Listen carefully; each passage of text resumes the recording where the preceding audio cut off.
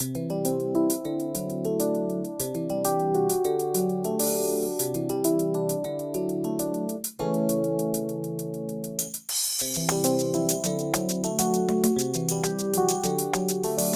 watching FISCalTv. Good afternoon and welcome to FISCalTv. Thank you for joining us. I'm Jim Caselli. On today's show, we have our usual FISCal Learning Center updates, along with a new FLC commercial. SCO's Ted Lambert has some SARD division updates, and FISCal's Queentina Suzuki will be with us to discuss Dunning letters. Let's get started with some new and updated training content that's recently been added to the FISCal Learning Center. Once again, I have some good news for you. Since our last show, more than 30 job aids have been updated, and you can find a list of the updated job aids in an email that was sent out on Friday, March 8th. You can also log into the FISCal Learning Center at the address on your screen and click on the See What's New tile to see the list of updated job aids. Online classes, AM, adding a fleet asset using ExpressAdd and running the asset information report have been updated. BI, entering a bill has been updated. CA, attaching a document to an existing customer contract, create a prepaid line for a customer contract, and creating a customer contract reimbursable rate-based have been updated. CM, running the monthly bank reconciliation report has been updated. LD, entering a personal activity sheet online has been updated. And PC, activating project activities for transactional use and creating a project have been updated. Curriculum, FISCal and FLC tips and tricks has been updated. Videos, FISCalTv episode 51, January 2024, FLC SCO SARD updates and Year in Review 2023 with FISCal's Chief Deputy Director is new. And learn more about FISCal in 2024 is new. Link and login information. The FLC is limited to authorized users. Please log in using your FISCal credentials. You can access the FISCal Learning Center at the address on your screen. If you have any questions, please contact the FISCal Client Training section at FISCal Learning Center at fiscal.ca.gov. The FLC has a new commercial for us. Here it is. Hey, I need to review payroll and accounts receivable. Do you have any training recommendations? Absolutely, I just completed a great training on that. Let me pull up my transcript page and share it with you. Take charge of your FISCal professional development. With the FISCal Learning Center transcript page, you have everything you need to effortlessly manage your training at your fingertips. Filter training status by active, completed, archived, and/or by date added, and other various types of training. Get organized, stay ahead, and achieve your training goals with the transcript page. It's a premier command center for your learning journey. Stay on track and reach your FISCal Learning Center goals. Visit the transcript page located under the Learn tab from the FISCal Learning Center main page. I wanted to thank you for sharing the transcript page with me. I was able to review the AR payroll and accounts receivable, and it helped out. No problem. Glad it worked out. If you ever need to go back to the course, you can always go to your transcript page to manage your training records. Manage your training. Visit the transcript page in the FISCal Learning Center. Thanks to the FLC for that, and you can watch this commercial again when we post this episode of FISCalTv to our YouTube channel in a couple of days. SCO's Ted Lambert is here with us today. Ted, I understand you have some updates on department accounting and reporting. Yeah. Hi, Jim. We've completed and published 2 major reports after months of work with our department partners and audit teams. The Annual Comprehensive Financial Report for 21-22 fiscal year and the Audited Pension Report for 2023. The ACFR is one of the most essential reports for the state.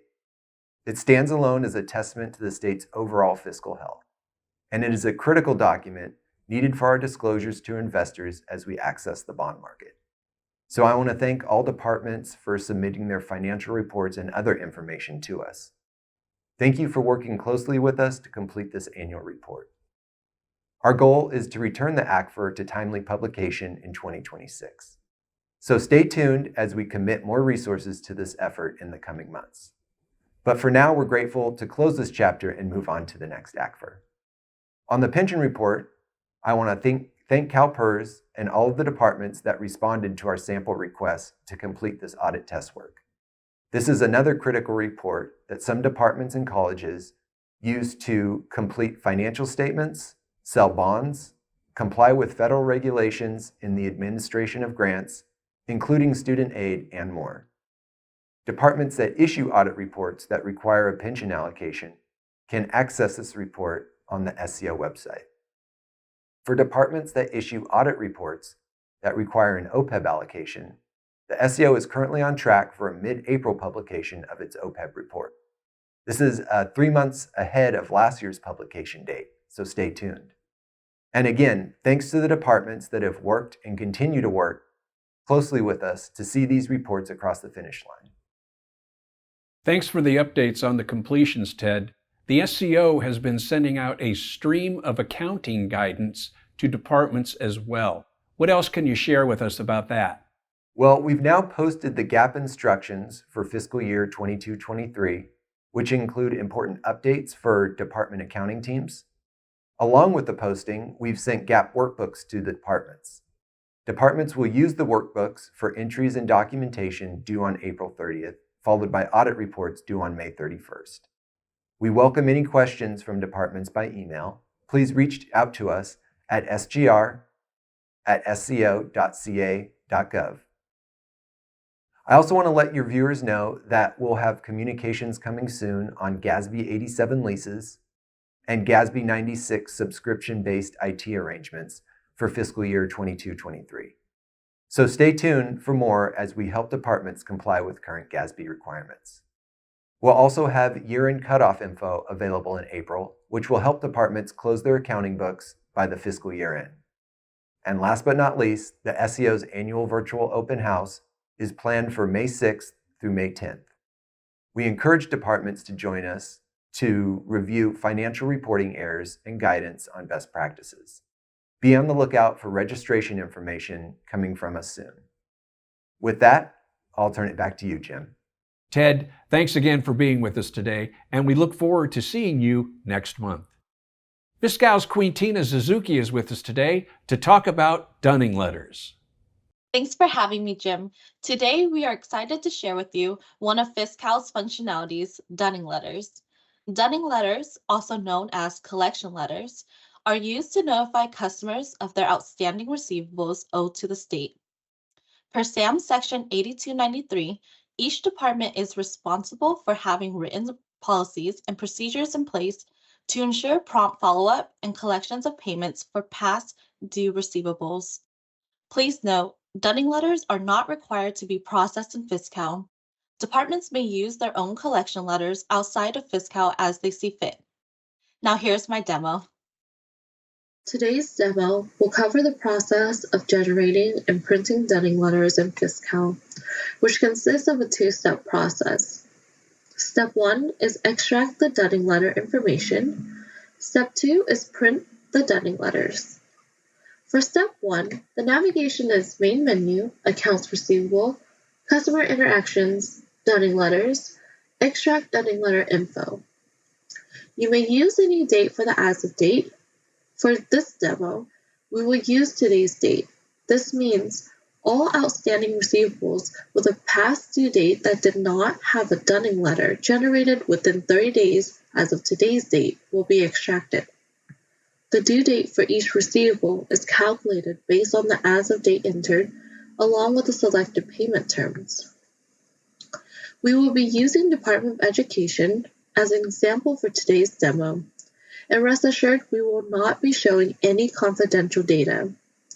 For the set ID and the unit, we will go ahead and enter in Department of Education's BU number, which is 6100. We will leave the customer ID field blank to capture all outstanding receivables. However, you may enter a customer ID to narrow down your results. Leave the correspondence customer and Dunning Group as is. Please be sure to select Use Modest Dunning Letter. Click Save, then Run. Select AR Dunning, click OK. Go to Process Monitor, and wait for the run and distribution status to show Success Posted.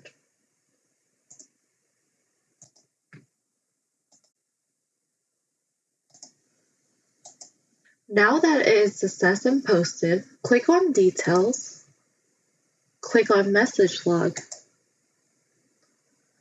This information is pertaining to the extracted data we just processed, such as the parameters we use to run this process, the Dunning ID that is associated to this process.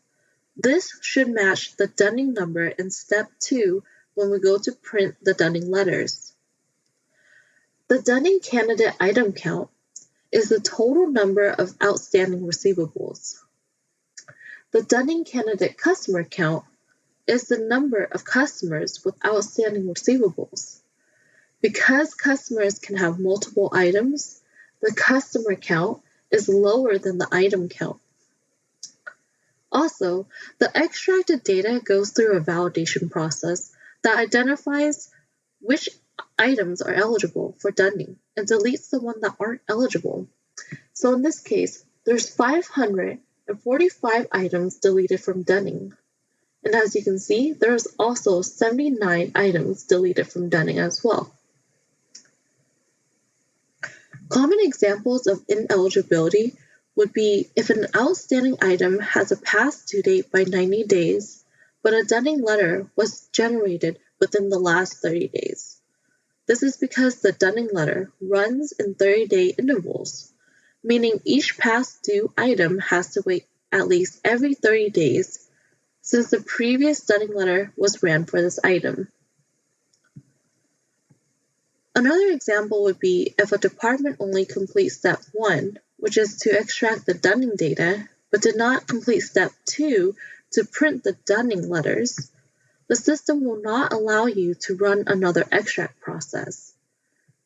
A Dunning ID must be printed before running another extract. Another example would be when a department placed a Dunning hold on specific customers, so the related items will not get picked up for the Dunning process. Lastly, another common example would be if the customer has a total balance past due that is less than $25, it will not be eligible for Dunning. For SAM Section 8293.1, 3 collection letters should be sent for non-employee items that are past due. However, departments have the option of sending 1 letter before proceeding with the discharge of accountability process for non-employee items of $25 and under. This threshold applies to the total amount owed by the customer, not to each invoice. The $25 threshold amount per customer is the default configuration for all departments. If your department does not wish to have this threshold constraint, you can open an FSC ticket with the CMR attached for further assistance. Finally, this section here tells you the final count of customers and the final count of items that were selected for Dunning. Next, we will move on to Step 2, Print Dunning Letters. The navigation in its main menu, Accounts Receivable, Customer Interactions, Dunning Letters, and Print Letter. The business unit and Dunning number should be auto-populated based on the latest extraction Dunning letter information. Verify that this dunning number matches the dunning ID in the message log from the previous step. Then click Run. This warning message will appear to remind you to process this request immediately. If you fail to run this process in a timely manner, the dunning letter printing status will be set to complete, which will make these items ineligible for future dunning letters, as mentioned earlier. Click OK. So there are two processes to choose from. We have consolidated collection letter and we have collection letters. Consolidated collection letter will generate one PDF with all customers and its related items. So if there are 5 different customers, there will only be one PDF file consisting of all items for all 5 customers. For collection letters, this will generate one PDF file per customer and its related items. So if there are 5 different customers, there will be 5 individual PDF files generated for each customer and its related items. So first, we will go ahead and run the consolidated collection letter. Press OK. Go to Process Monitor and wait for the run and distribution status to show success and posted.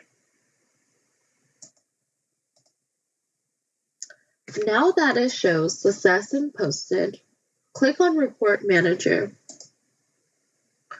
Click on the PDF link under Report List. Click on the PDF link under File List. Here we have the consolidated collection letters for all customers and all items in one PDF file. It has the department's name on top. The default header is Demand for Payment. It has the department's logo. This date here is the as of date we use to enter for the dunning extract process. This is the customer's name, customer's address. The verbiage you see here is standard and configured for all departments. It shows the receivable ID, due date, how many days the receivable has been overdue, and we have the letter count that tells you which dunning letter number this is. So in this case, this is the 3rd dunning letter sent, and we have the balance of the receivable ID. This section here gives you the department's contact information if the customer has any questions regarding the letter. Scrolling down to the next page, this includes the remittance information.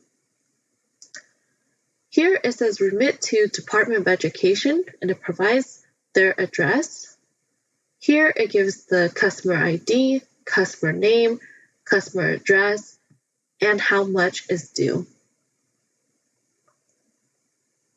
So as you can see, this is for Contra Costa. And because we selected the consolidated collection letter option, we should be able to see other customers related past due receivable as well. So we have El Dorado, we have Fresno, and Humboldt, all within the same PDF file. Just a reminder, the dunning letters are set up with standard configurations for all departments statewide. We do allow minor changes to the dunning letter. If this is something you are interested in, please open an FSC ticket with a CMR attached stating the minor changes you want.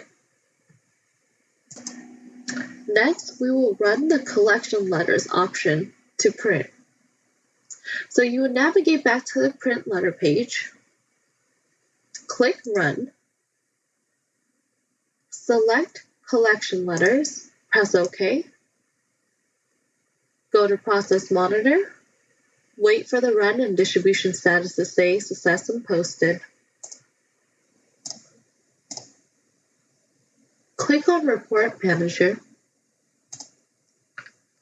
Notice that there are multiple PDF files that were generated. So this option creates one PDF file per customer and its related items instead of consolidating all customers and items into one PDF file. Each value within the brackets are the customer IDs. We will click on one for an example.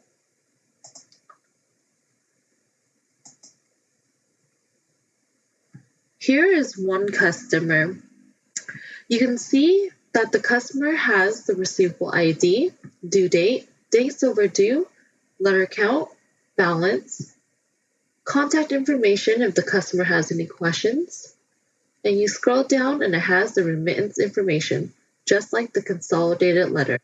Next, we will go over useful tips and resources, such as utilizing collection workbench page, how to place a dunning hold for specific customers, and running the AR aging report. First, we will go over collections workbench. If you need to reprint dunning letters, you can go to the collections workbench page to retrieve previously ran dunning IDs. The navigation is main menu, accounts receivable, collections workbench. Enter the set ID and unit with the BU number. Enter the customer ID and click search. Click on the correspondence tab, scroll down, and you'll be able to see the dunning numbers and the dunning date, and if it was printed or not. For more information on each dunning number, you can click on the More Info. Here, you can see additional information regarding the dunning ID, such as the item IDs here, along with the dunning number.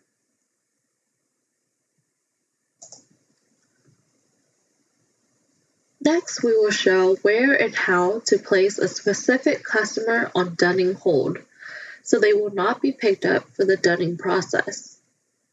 Navigate to Main Menu, Customers, Customer Information, General Information. Enter in the set ID as the BU number. Enter the customer ID you would like to put on hold.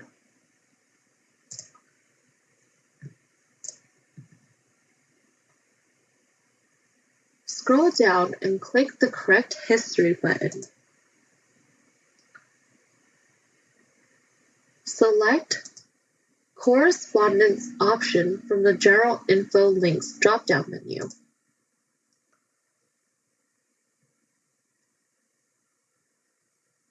Select Hold for dunning. Click the Save button. Now this customer will no longer be eligible for future dunning letters. Next, we will talk about the Aging Detail by Unit report.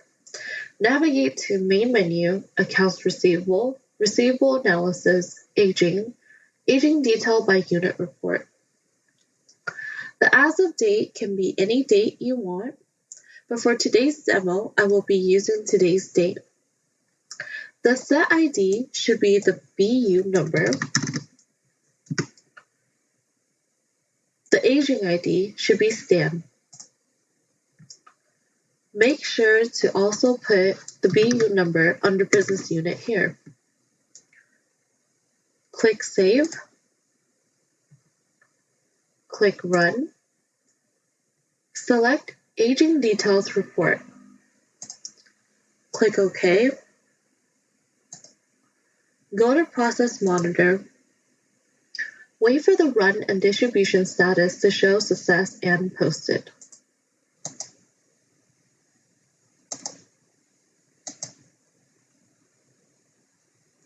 Now that it shows success and posted, click on Report Manager.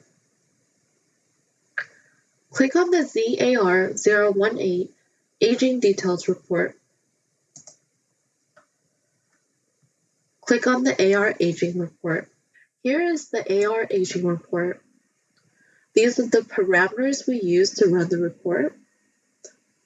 There are useful information on this report such as the customer ID, receivable ID, account date, as of date, due date, total dunning count, which is the total count of dunning letters that were sent for each receivable, dunning dates for letters 1 through 3, and also it shows the remaining balance due as well, and the days overdue.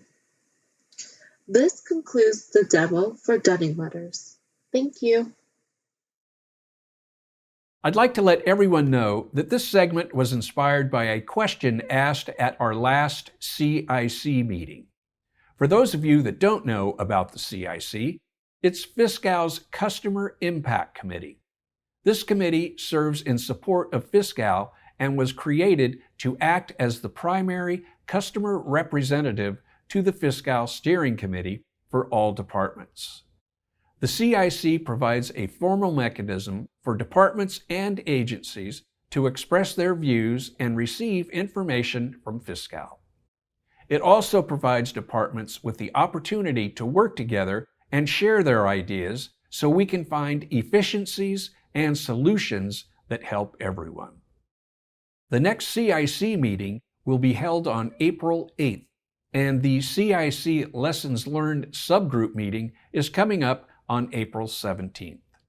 If you are not on the CIC email distribution list and would like to attend these meetings, send your request to the FISCal CMO at fiscal.cmo@fiscal.ca.gov. And I would like to encourage you to attend these meetings as they do provide valuable FISCal information.